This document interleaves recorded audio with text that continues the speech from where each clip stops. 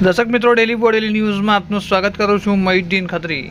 દર્શક મિત્રો, ડભોઈ બોડેલી હાઈવે પર HDFC બેંક પાસે પડેલા ખાડામાં કાર ખાબકી ગઈ હતી। અકસ્માતની સ્થિતિ સર્જાઈ હતી। જે પ્રકારે તમે જોઈ શકો છો, ડભોઈ બોડેલી હાઈવે પર HDFC બેંક પાસે લાંબા સમયથી પડેલા ખાડામાં એક કાર છે તે આજરોજ સવારના સમયે ખાબકી ગઈ હતી।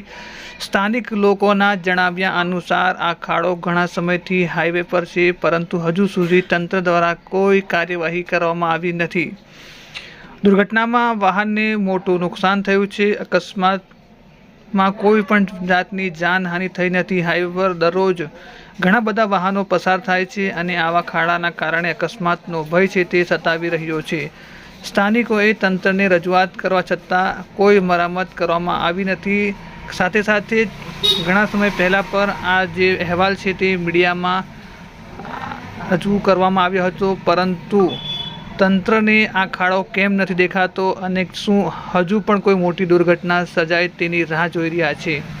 તો જે પ્રકારે તમે જોઈ રહ્યા છો, આ ખાડો છે હાઈવે પર, એમની જે કાર છે તે ત્યાંથી પસાર થઈ રહી હતી અને ખાડામાં કાર ખાબકી ગઈ હતી અને તમે જોઈ શકો છો જે કાર છે તેને નુકસાન પણ થયું હતું। લોકો થોડા એકત્રિત થઈ ગયા હતા।